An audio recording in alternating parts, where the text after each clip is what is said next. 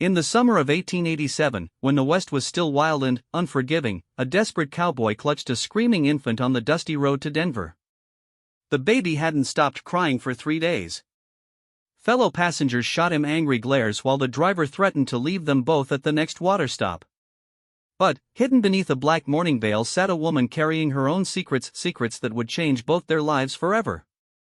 This is the true story of how two strangers, bound by grief and circumstance, discovered that sometimes the most unlikely partnerships can save us when we're drowning in our darkest moments. The stagecoach lurched violently as it hit another pothole, and the baby's wails reached a pitch that made every passenger wince. Jake Morrison pressed the tiny bundle closer to his chest, sweat beading on his forehead despite the morning chill. The infant had been crying for what felt like forever, and Jake's arms ached from holding her awkward against his broad frame. "That child needs to quiet down before I lose my mind," growled a heavy-set merchant sitting across from him. The man's face had turned an unhealthy shade of red, and his fingers drummed impatiently on his leather satchel. Jake shot him a warning look but said nothing. What could he say? That he'd never held a baby before 3 days ago? That he had no idea what he was doing? That the child's mother had died giving birth in a one-room cabin while he stood helpless, watching the only woman he'd ever loved slip away? The baby's cries intensified, and Jake felt panic rising in his throat. He'd tried everything he could think of. He'd fed her the goat's milk he'd managed to buy at the last stop, though most of it had ended up on his shirt. He'd changed the cloth diaper, fumbling with the unfamiliar task until his hands were raw. He'd walked her around the cramped confines of the coach until his legs gave out. Nothing worked. "Maybe try singing to her," suggested an elderly man with kind eyes who sat in the corner. "Babies like music, I hear." Jake's face burned with embarrassment. His voice was meant for calling cattle, not soothing infants. But desperation made him try anyway. He hummed a low tune his mother had sung to him years ago, before consumption took her when he was barely 12. The baby's cries didn't stop, but they seemed to soften slightly. The woman in black hadn't said a word since boarding in Colorado Springs. She sat perfectly still, her mourning veil obscuring her face, hands folded primly in her lap. Jake had noticed her immediately, not just because of her obvious grief, but because she was the only passenger who hadn't complained about the baby's crying. She'd simply settled into her seat and remained silent, like a shadow dressed in silk. "Sir, I'm going to have to ask you to do something about that child," the driver called back through the window. "The horses are getting spooked, and my other passengers are threatening to get off at the next stop." Jake's jaw clenched. He understood their frustration, but what were his options? Leave his daughter at some remote way station? He'd made a promise to Sarah as she lay dying, her hand gripping his with surprising strength. "Take care of our baby girl, Jake. Promise me. Don't let her grow up in some orphanage like I did." He'd promised, though he had no idea how to keep that promise. He was a cowboy, not a father. He knew how to break horses and mend fences, how to read weather patterns and survive on hardtack and jerky for weeks at a time. But a baby? A tiny human being who depended on him for everything? The responsibility felt heavier than any load he'd ever carried. The stagecoach pulled into a small trading post for a water break, and most of the passengers climbed out to stretch their legs. The merchant made a point of standing as far from the coach as possible, shaking his head and muttering under his breath. Jake remained in his seat, gently rocking the baby and trying to ignore the curious stares from other travelers. "She's beautiful." Jake looked up, startled. The woman in black had lifted her veil slightly, revealing a pale face marked by recent grief but softened by genuine warmth. Her eyes were the color of storm clouds, and there was something in them that made Jake's chest tighten. "Thank you, ma'am," he managed. "She's got her mother's eyes. And her father's stubborn streak, I'd imagine." The woman's lips curved in the faintest hint of a smile. "May I?" She gestured toward the baby, and Jake hesitated. He'd been so protective, so afraid that someone might try to take his daughter away. But something in this woman's manner, the gentle way she looked at the child, made him trust her instinctively. He carefully transferred the baby to her arms, and something remarkable happened. The crying didn't stop immediately, but it changed. The desperate, panicked wails became softer, almost conversational. The woman adjusted her hold with practiced ease, supporting the baby's head and positioning her against her shoulder in a way that looked completely natural. "What's her name?" the woman asked, her voice barely above a whisper. "Rose," Jake replied. "After my mother." Sarah wanted something pretty, something that would remind her of better times. "Rose Morrison." The woman tested the name, nodding approvingly. "It suits her." "I'm sorry, ma'am, but I don't know your name." "Margaret." "Margaret Sinclair." She paused, her expression growing distant. "Mrs. Margaret Sinclair, though I suppose that distinction matters less now." Jake didn't pry, though he could read the story in her black dress and the careful way she spoke about herself. Recent widow, he guessed, probably traveling to start over somewhere new. The West was full of people running from their past, looking for second chances. "Mrs. Sinclair, I have to ask, you seem to know your way around babies. Do you have children of your own?" Margaret's face tightened almost imperceptibly, and Jake immediately regretted the question. But she answered anyway, her voice steady despite the pain in her eyes. "I had a son. Thomas. He would have been 6 months old next week."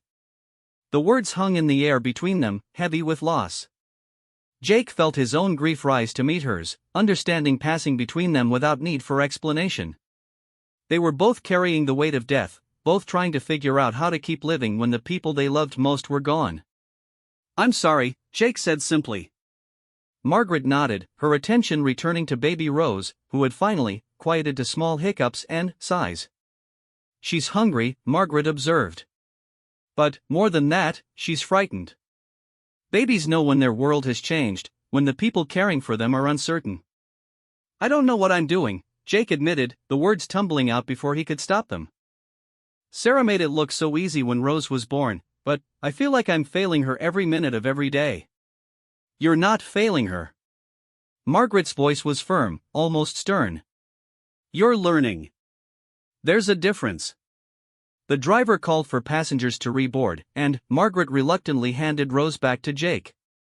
But, as she settled the baby in his arms, she adjusted his hold, showing him how to support her head better, how to position her so she felt more secure. "Thank you," Jake said, meaning it more than she could know. As the stagecoach resumed its journey toward Denver, Rose remained peaceful, her tiny fingers wrapped around Jake's thumb. The other passengers seemed relieved by the relative quiet, and even the merchant had stopped glaring in their direction. But Jake found himself stealing glances at Margaret Sinclair, wondering about her story, grateful for her kindness. He'd been alone in his struggle for days, carrying the weight of responsibility and grief without anyone to share the burden. For the first time since Sarah's death, he didn't feel completely lost.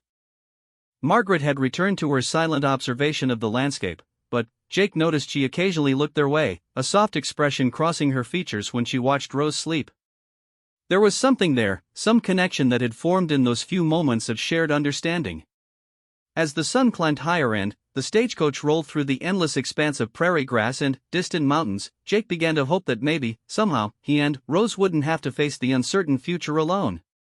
Maybe there were still kind people in the world, people willing to help a cowboy who was in way over his head with a tiny daughter who deserved better than he knew how to give her. The road to Denver stretched ahead, full of unknowns and possibilities, while baby Rose slept peacefully in her father's arms for the first time in days. The next morning brought new challenges as the stagecoach made its way through increasingly rough terrain. Rose had slept peacefully through the night, curled against Jake's chest while he dozed fitfully against the hard wooden seat. But, with dawn came hunger, and her cries filled the coach once again. Jake fumbled with the bottle of goat's milk, trying to warm it with his body heat as Margaret had quietly suggested the evening before. The older woman had become his silent ally, offering gentle guidance without making him feel foolish or incompetent. When he struggled with the feeding, she would catch his eye and subtly demonstrate the proper angle for the bottle or show him how to burp the baby afterward. "You're getting better at this," Margaret observed as Jake successfully coaxed Rose to take the milk without spilling it all over himself. "Only because you've been helping," Jake replied. "I don't know how I would have managed without you." Margaret looked away, uncomfortable with the gratitude. "I'm not doing anything special." But Jake could see that she was. Every interaction with Rose seemed to bring color back to Margaret's pale cheeks, as if caring for the baby was healing something broken inside her. And, in return, her quiet presence was giving him the confidence he'd been lacking. The merchant, who had introduced himself as Henry Caldwell, had warmed considerably to the situation now that the baby wasn't constantly screaming. "You know," he said to Jake, "my wife always said that babies can sense when adults are nervous. Maybe that's why your little one was so fussy before. You were both learning to trust each other." Jake considered this as he gently rocked Rose. "Maybe you're right. I've been so worried about doing everything wrong that I probably was making her nervous." "Babies are tougher than they look," added the elderly gentleman, who had told them his name was Professor Williams. "I raised 7 of my own, and every one of them survived my fumbling attempts at fatherhood. Children are remarkably forgiving of our mistakes." As the day progressed, an easy camaraderie developed among the passengers. Even the initially gruff driver, a man named Tom Bradley, began checking on Rose's welfare during their stops. "She's got good lungs on her," he said approvingly. "That's the sign of a strong constitution." But it was Margaret's growing attachment to Rose that Jake found most remarkable. The reserved, grieving woman who had barely spoken when she first boarded was slowly coming alive as she helped care for the baby. She would sing softly when Rose was fussy, her voice sweet and melodic. She knew exactly how to swaddle the infant for maximum comfort, and she had an uncanny ability to predict when Rose needed to be fed or changed. During a longer stop at a way station, Margaret walked with Rose while Jake handled some personal business. When he returned, he found her sitting on a bench under a cottonwood tree, the baby content in her arms while she spoke to her in gentle tones. "She's so alert," Margaret was saying to Rose. "Look how you watch everything around you. Your papa says you have your mama's eyes, and I can see why. They're so intelligent, so full of curiosity about this big world you found yourself in." Jake approached quietly, not wanting to interrupt the peaceful scene. Margaret looked up as he drew near, and he was struck by the transformation in her face. The rigid lines of grief had softened, and there was a warmth in her expression that made her look years younger. "She's wonderful, Jake," Margaret said simply. "Sarah must have been very special to have created something so perfect." "She was," Jake agreed, settling beside them on the bench.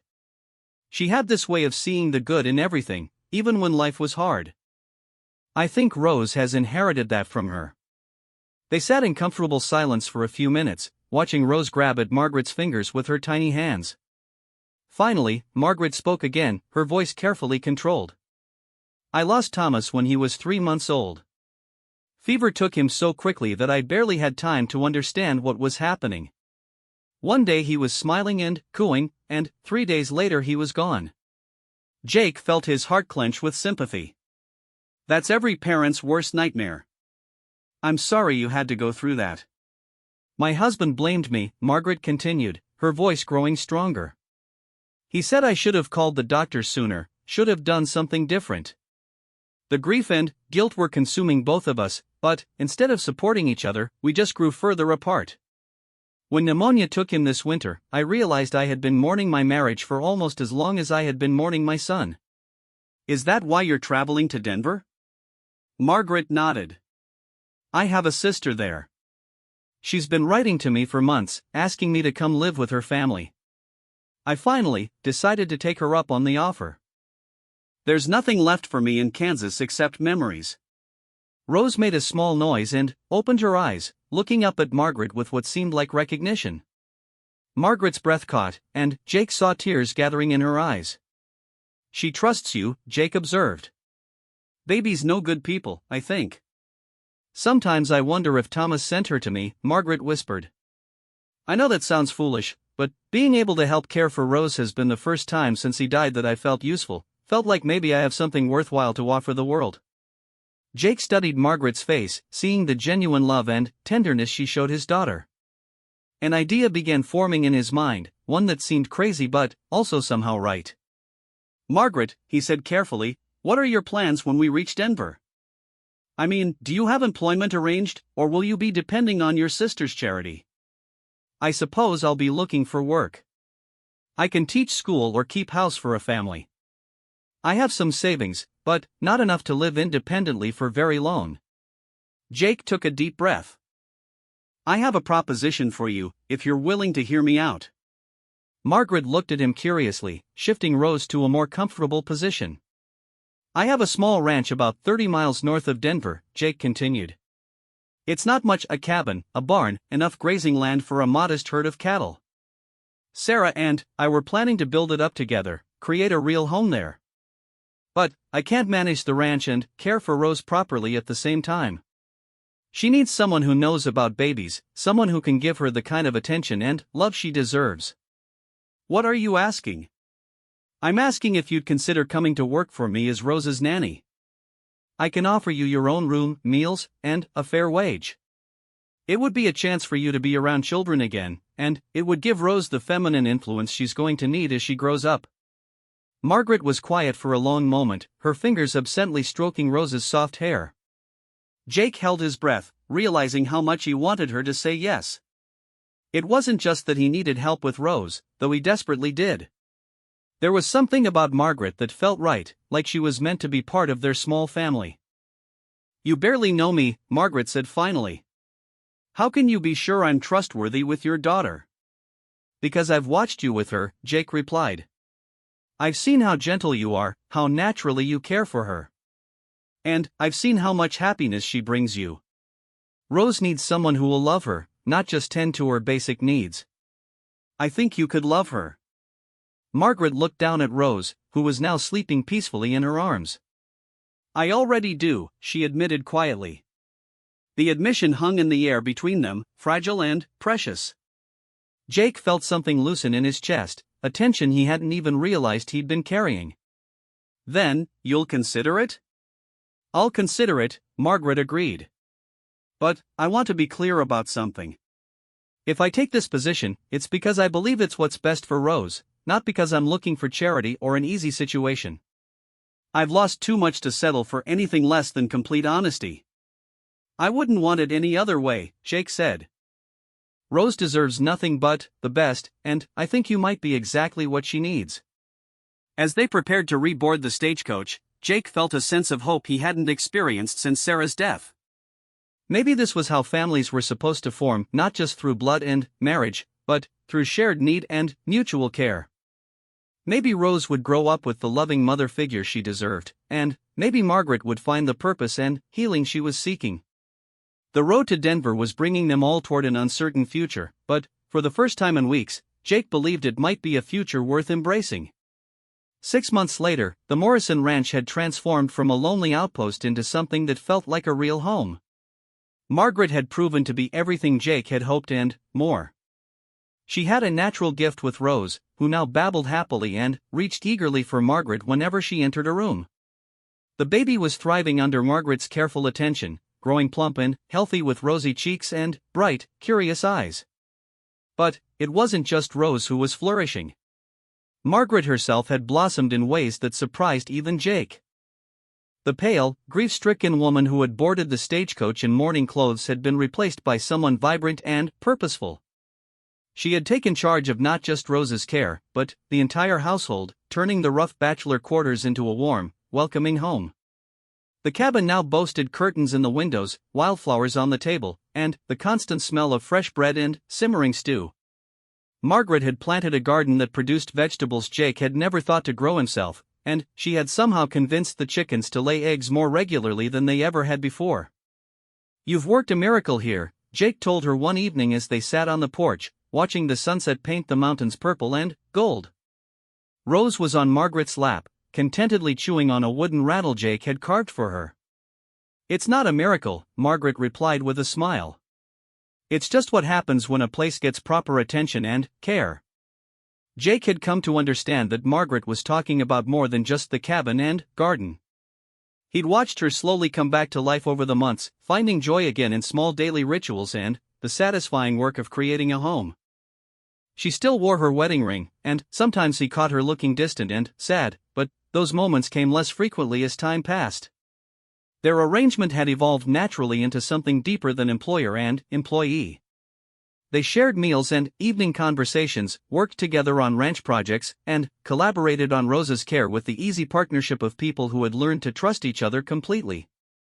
Jake found himself looking forward to coming in from the range each day, knowing he would find Margaret and Rose waiting for him with stories of their day and a warm meal ready to share. But, lately, Jake had been grappling with feelings that went beyond gratitude and friendship. He had begun to notice how Margaret's eyes sparkled when she laughed, how gracefully she moved around the kitchen, how her voice grew soft and tender when she sang Rose to sleep each night. He found excuses to stand close to her when they were working together, and he felt a stirring of something he hadn't experienced since Sarah's death. The realization troubled him. He had loved Sarah with everything he had, and part of him felt guilty for being able to care about another woman so soon after losing her. But Margaret wasn't a replacement for Sarah, she was something entirely different, bringing her own unique strengths and perspectives to their little family. The question that kept him awake at night was whether Margaret might be developing similar feelings. She seemed content with their current arrangement, but Jake sometimes caught her watching him with an expression he couldn't quite read. There was warmth there, certainly, and affection, but whether it went any deeper, he couldn't tell. One afternoon in late autumn, while Rose napped peacefully in her cradle, Margaret was in the garden harvesting the last of the winter vegetables when a rider approached the ranch. Jake recognized him immediately. It was Tom Bradley, the stagecoach driver who had brought them all together. "Jake Morrison," Tom called out as he dismounted. "Good to see you again. I was in the area and thought I'd stop by to see how you and that baby of yours are getting along." "Tom, it's great to see you," Jake replied, shaking the older man's hand warmly. "Come up to the house. Margaret will want to see you too." Margaret emerged from the garden with a basket of vegetables, her face lighting up when she saw their visitor. "Mr. Bradley. What a wonderful surprise." "Mrs. Sinclair, you look well," Tom said, tipping his hat. "Ranch life seems to agree with you." "It does indeed," Margaret replied. "Come inside. I'll make coffee, and you can meet Rose properly. She's grown so much since that stagecoach ride." As they gathered around the kitchen table, with Rose gurgling happily in Margaret's arms, Tom regaled them with stories from his travels. He had news of their fellow passengers. Professor Williams had reached his destination safely and sent his regards, and Henry Caldwell had written to Tom to ask about the baby who had disrupted his journey but ultimately won his heart. "I have to say," Tom observed, looking around the cozy cabin, "this is exactly what I hoped would happen when I watched you three together on that coach. You've built something special here." Jake and Margaret exchanged a glance, both suddenly aware of the assumption Tom was making about their relationship. Neither corrected him, but Jake felt heat rise in his cheeks. "Margaret has been invaluable," Jake said carefully. "I don't know what Rose and I would have done without her. And Rose has given me a reason to embrace life again," Margaret added. "She's brought joy back into my world when I thought I'd lost it forever." Tom nodded approvingly. "That little girl is lucky to have two people who love her so much. And you're both lucky to have found each other." After Tom left the next morning, continuing on his route to Denver, Jake and Margaret found themselves dealing with an awkwardness that hadn't existed before his visit. Tom's words had brought their unspoken feelings closer to the surface, making it impossible to ignore the question of what they really meant to each other. That evening, after Rose had been put to bed, they sat by the fire in unusual silence. Finally, Margaret spoke. "Jake, I need to ask you something, and I hope you'll be completely honest with me." "Of course," Jake replied, though his heart was beating faster with nervousness. "When you offered me this position, was it really just about needing help with Rose? Or were you hoping for something more?" Jake considered his words carefully. "At the time, it truly was just about Rose. You were so good with her, and she needed what you could offer. But I'd be lying if I said my feelings hadn't changed over these months." "Changed how?" Jake stood up and moved to the window, looking out at the star-filled sky. "I've come to care about you, Margaret. Not just as Rose's caregiver or as someone who keeps my house, but as a woman I respect and admire. I find myself thinking about you even when you're not around, wondering what you're thinking about, wanting to share things with you that have nothing to do with Rose or the ranch. Margaret was quiet for so long that Jake began to worry he had said too much, that he had ruined the comfortable relationship they had built. When she finally spoke, her voice was barely above a whisper. "I was afraid you might say that." Jake turned to face her, his heart sinking. "I'm sorry if I've made you uncomfortable." "I never meant—" "No, you don't understand," Margaret interrupted, rising from her chair to meet his eyes. "I'm afraid because I've been having the same feelings, and I don't know if it's right. We both loved other people so deeply, and sometimes I feel like caring about you is a betrayal of Thomas and his father, even though they're both gone." Jake crossed the room to stand in front of her, close enough to see the uncertainty in her eyes. "Sarah told me something before she died. She said she didn't want me to spend my life mourning her, that she wanted Rose to grow up in a house full of love and laughter, not sadness and regret. I think she would approve of what we've built here." "And, Thomas." Margaret's voice caught slightly. "Thomas would want his mother to be happy. I know that. But, knowing it and feeling it are different things. We don't have to decide anything tonight," Jake said gently. "We don't have to change anything that's working well. But, I wanted you to know how I felt, because Tom made me realize that what we have is already special, regardless of what we call it." Margaret nodded, tears gathering in her eyes. "I love her, Jake. I love Rose as if she were my own daughter. And, I love the life we've created here together. If those feelings could grow into something more, if we could become a real family instead of just people helping each other survive, I think I'd like that very much." Jake reached out slowly, giving her time to pull away if she wanted to. When she didn't, he gently cupped her face in his hands, brushing away a tear with his thumb. "We have all the time in the world to figure this out," he said softly. "Rose needs us both, and maybe that's enough for now. Maybe the love will come naturally, when we're ready for it." Margaret smiled through her tears, leaning into his touch. "Maybe it already has." As they stood there in the firelight, with their sleeping daughter safe in her cradle nearby, Jake felt the last pieces of his broken heart begin to heal.